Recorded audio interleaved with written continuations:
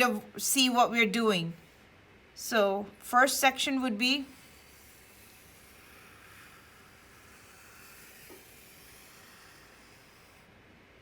this would be the shape of the dragon's face in this angle. So the center line is right there.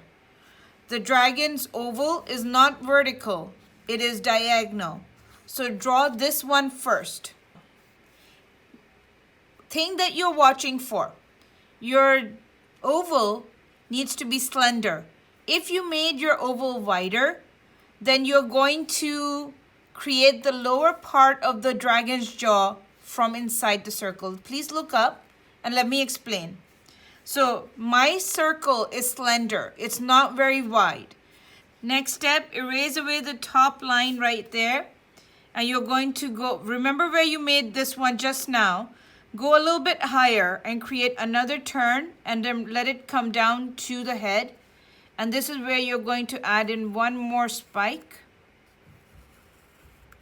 Right there. I have 2 more spikes to go before I can start working on the teeth in his mouth and other details.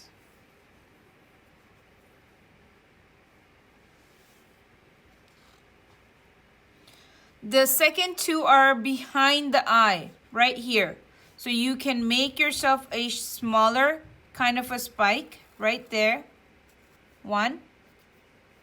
And then one that's kind of placed on top of the eye is just that it's just a position.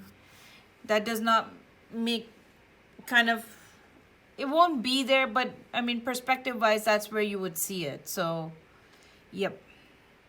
Next we're moving to the mouth to create the details. So otherwise it looks quite like it's got a lot going on and it doesn't look like a mouth really. So I'm going to enlarge it right there and we're going to work in a flow. Let's start with the top teeth because they're above everything else. Just erase a little bit off from this side line. The biggest tooth is under the eye, so I want you to find yourself over there and create yourself the biggest tooth right there, directly under the eye. After the biggest tooth, create 2 more that are a little bit smaller, rather 3 more like this. Come to the front and you're going to add in another 5 more. So look at this, shorter. This one is pretty wide. 1, 2, 3, 4, 5. And then 3 more on the outer side. 1, 2, 3. Next, you're going to work on the tongue. So directly on the corner of the eye, look at the corner of the eye right here. Put yourself down into the mouth right over here. And you're going to make 1, 2 waves to kind of put the tongue in place. The back of your tongue is going to be, let me just start that one more time. So you take this line and you can curve it over to the side right here to create this back of the tongue. So this is your tongue inside Stormfly's mouth. You have a center crease that kind of comes down.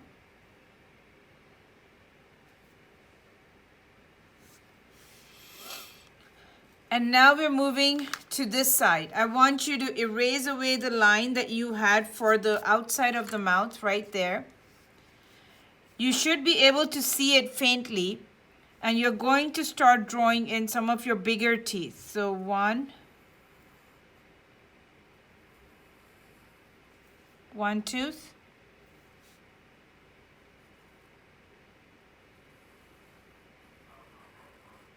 2. Now they get smaller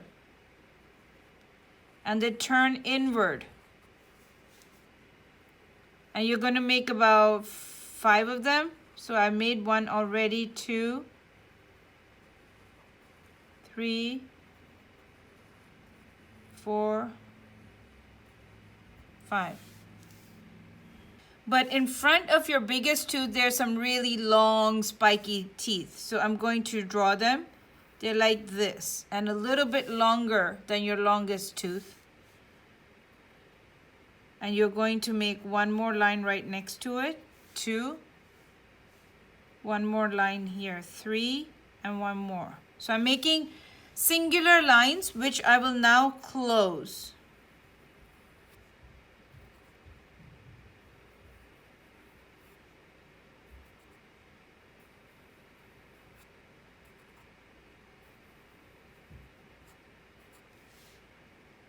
Like this.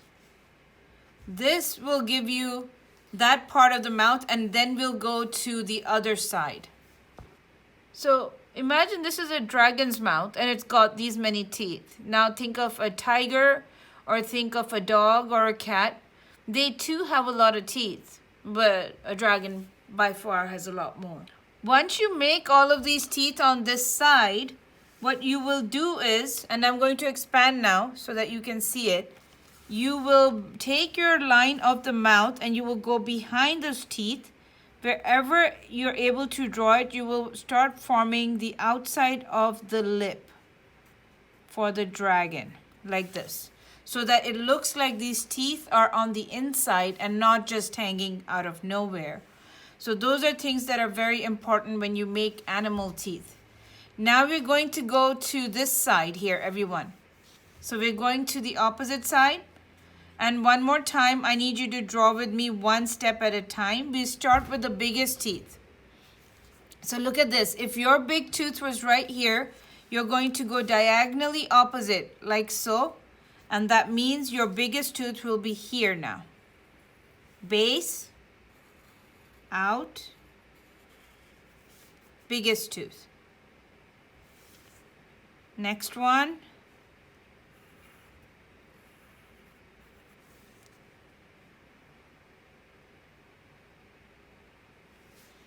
Now we go for some small ones next to it, so it's much smaller, bending in the back direction, just like you did in the other side of the mouth. 1, 2, 3, a really tiny one here, 4. So you have all of those, and then you can swivel around to the front to make the rest of them. 1, 2, 3, 4, 5, 6. And again, if you want to give the effect of the gums and all, you would connect between the teeth like this, so that you can show that all these teeth are holding on to the inside of the gum of the dragon and not just sitting any old place. So small lines in between these places right there. So it puts all the teeth on a gum.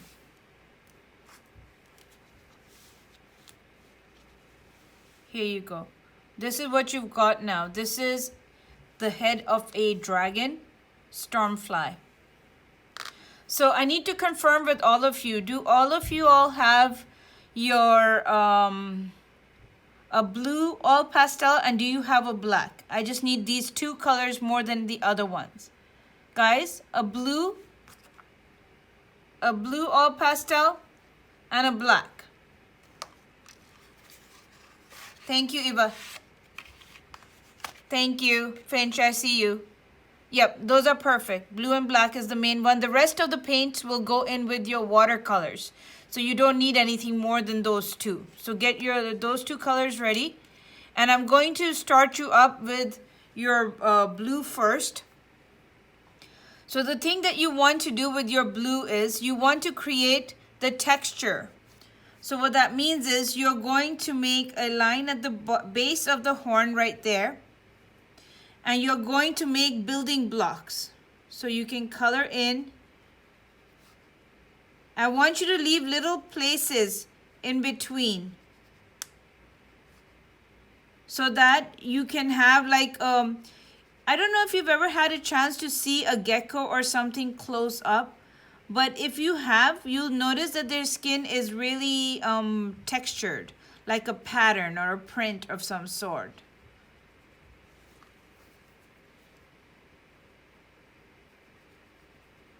Keep your spaces really clean, make them sharp. To get a really good result, you want to have like clean patterns. Do not do it around the nose. That's a red color over there. So you do not want to have blue patterns all around the nose, guys. It's not needed. We are in good time for the class and the amount of work that's left on this particular project. We should be able to round it off.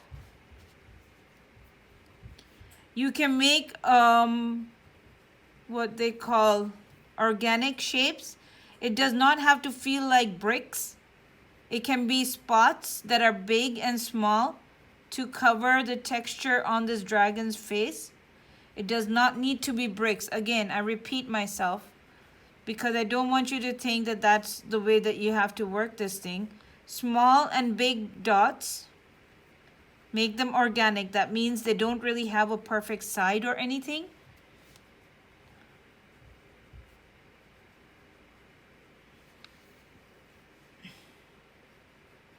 You just want to leave little line spaces between each of the sections, because when we bring our paints on it, the watercolors, it should be able to flood inside these line areas and give you the colors that you are not putting on right now.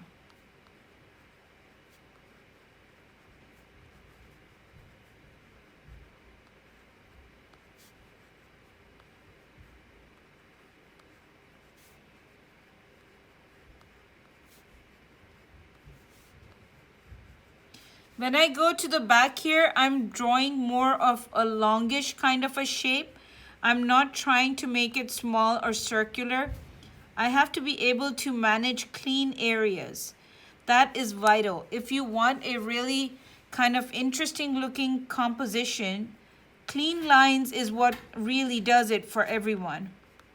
That's the biggest secret. So no matter how much you draw, if your image is not clean, let's say you are kind of submitting work to show a judge, that's the first thing that tends to put them off.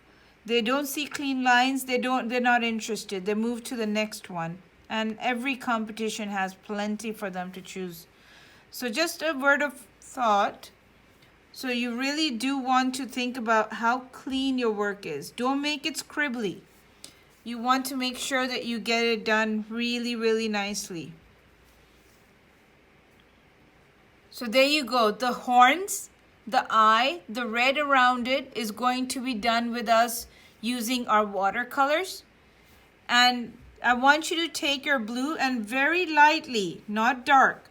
So this is where your pressure is very, very soft. I don't know how to explain it. Imagine trying to go and catch a butterfly in the garden. You have to be so careful or that butterfly's wing is going to get crushed. So very lightly, so that you just have the tinge of blue, but it's not as dark as your spots. So you're going to make that variation. Next, we're going to move to our black. Any place that we need strong black lines, we're going to do them with our black all pastel right now. One thing to mention, in the eye, remember your shiny spot. I'm telling you right now, and a lot of kids tend to forget it. Do not forget it, please. So I'm going to outline a shiny spot in the black portion of my dragon's eye. Have a look, like this.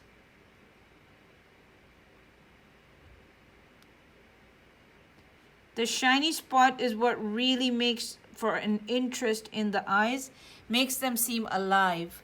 When you forget your shiny spot, that's when your eyes kind of lose that depth and the feel of brightness. You really need that. Don't ever compromise that. Now, look at the places where I am applying my black. And then on the top part of the horn, I want to apply really skinny lines. I'm not going to go in very, very dark, because this is where we're going to put in our yellow paint. So we're going to apply enough interest and we're going to leave it at that. I forgot about the spots on this part.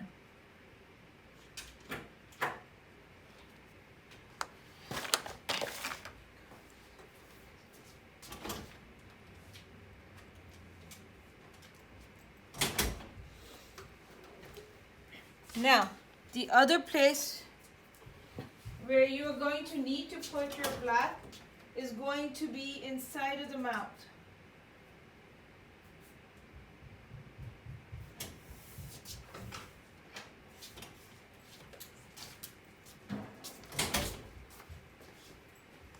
So it's going to be right in here. So very carefully go around your teeth. Do not be coloring those in black where you can help it. The very back of the dragon's mouth has to be the darkest. So you want to get in here, and you're going to bring it out as far as this point right there. So your job here essentially is to make sure that your teeth stay nice and clean and you create a dark cavity.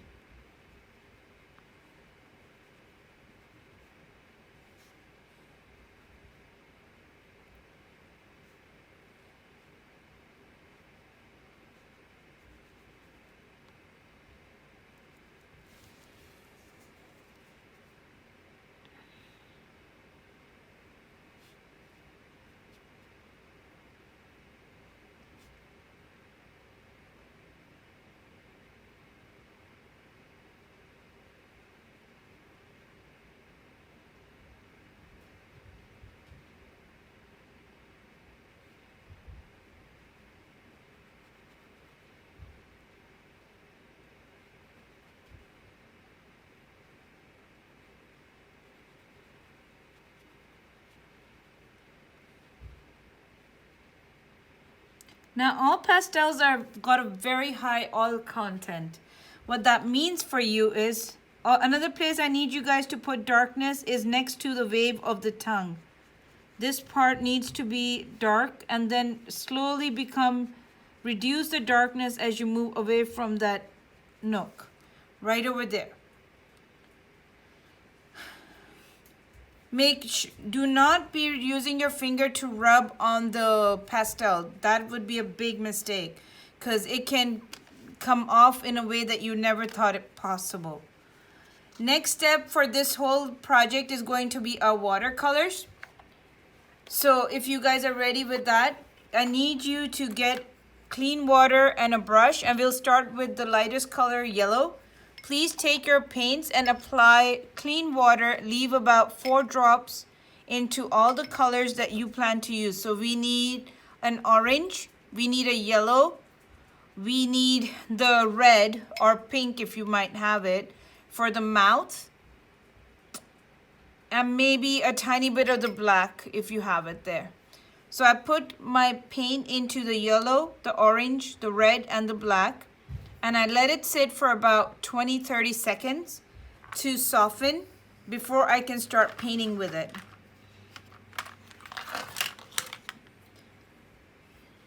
Now, it's a good idea to have a dry paper towel with you, just in case your paints get into an area you did not want them.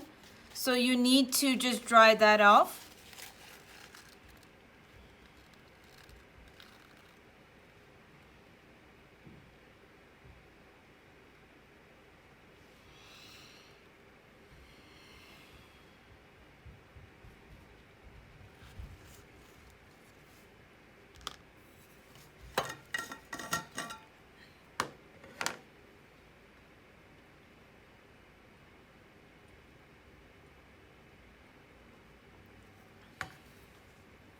All right, guys, we're starting with our paints now. Starting with the yellow.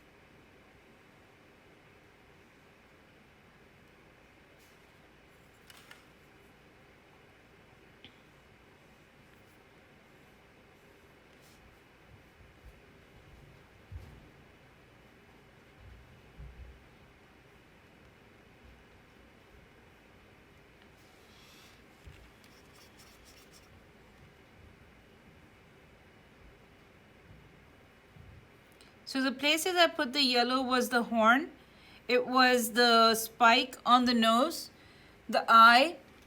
But what I also need to do is I need to get some of my orange to give a little bit more depth to the yellow. So wherever I painted my yellow on my spikes, from the bottom, I want to add a little bit more color.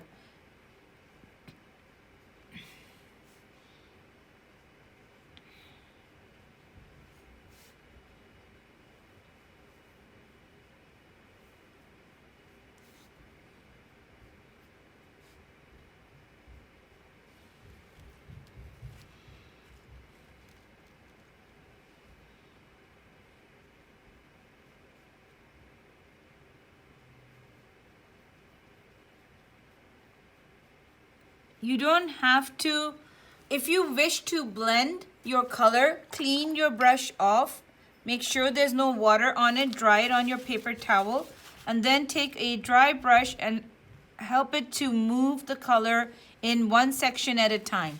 And again, go back, clean your brush off, and come back with more. But you really do need to have that patience to really work the colors in. If you try to rush it, this is watercolors, it can give you a issue. It will probably get agitated, and it will not give you the results that you're hoping for.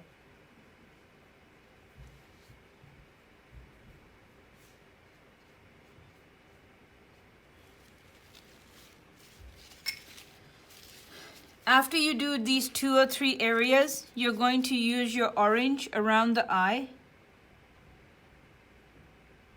and just a little bit at the base of it as well. Now I want it to be a little bit more brighter. As you can see, it needs to, as per the picture, it's just a lot more richer. So I'm gonna go back, put in another layer of the orange around the eye, and then use that brush stroke around the nostril. Now I can only do it around the nostril that is sitting facing us. So that is the only one that I'll do it on. Now, I'm going to start working with my blacks and everything. But one thing I do want to do is I want to use my orange to flood it into the rest of the face crevices between my pattern. I'm not going to let this orange go to the mouth. Please know that. I plan to put more layers of color over the orange to deepen it into the face at some point, but I'm going to build that up gradually.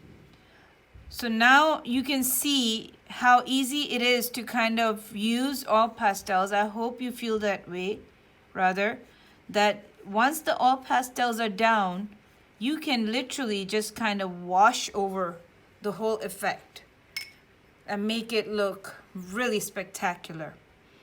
I'm also going to use the orange into the side of the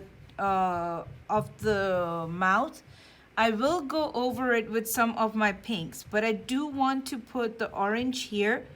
And the reason I want to put it here is because I feel like it will help give me a little deeper shading to the effect that I'm hoping to capture inside of the mouth. So I'm going to go ahead and do that as my first layer, and then I do plan to bring in my reds. So again, you'll notice that on the gums very carefully around the tooth. So art is totally personal. You can do as much with it or as little as you choose to. So as you work with me, if you are not into too much detail, do as much as you feel you're happy with. But if you enjoy detail, this is one of those projects that would really help you see how much you can get out of things. Now I'm going for my red, everyone. And I'm going to wash the red over the base of the mouth. On the side cheek areas, it should be a little bit more concentrated. However, the tongue is a place where I would like to see it more pinkish versus anything else.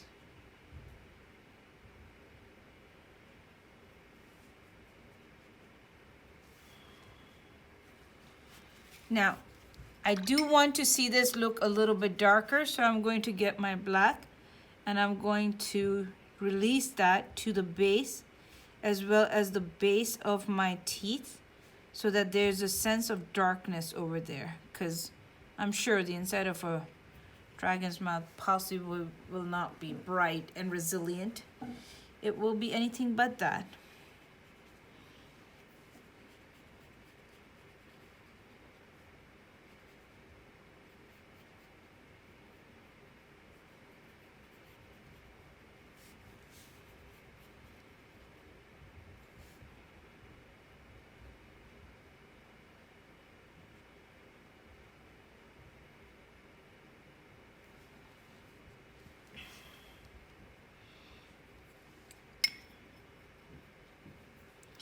Now, I noticed that there was a very dark color on the very edge of the dragon's mouth edge.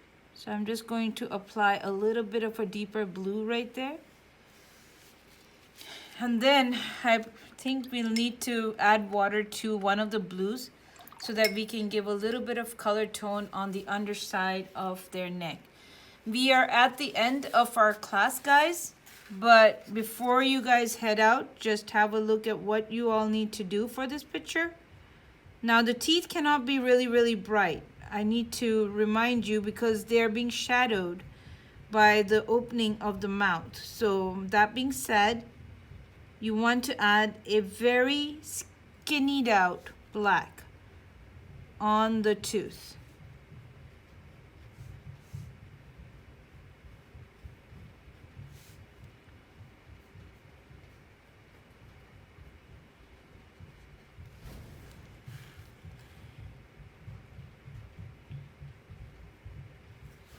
I'm going to add my last shadow layers under the mouth area over here and right over here. But I don't want this to be bright, so I'm going to wash my brush off. I just need a muted tone of some type of a blue. And I'm going to take my kitchen towel, look at the computer, guys, and I'm going to wipe away all of the effect of the blue because I really need it nice and light. If I let it go darker than what I'm hoping to get, then I'm not going to be able to control it. That's the thing about it, right? Now I'm bringing in my black.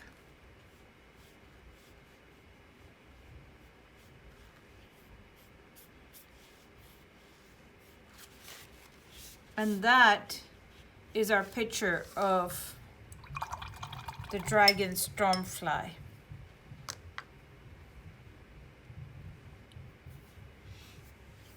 Need all of you all to complete your pictures and get them all finished off.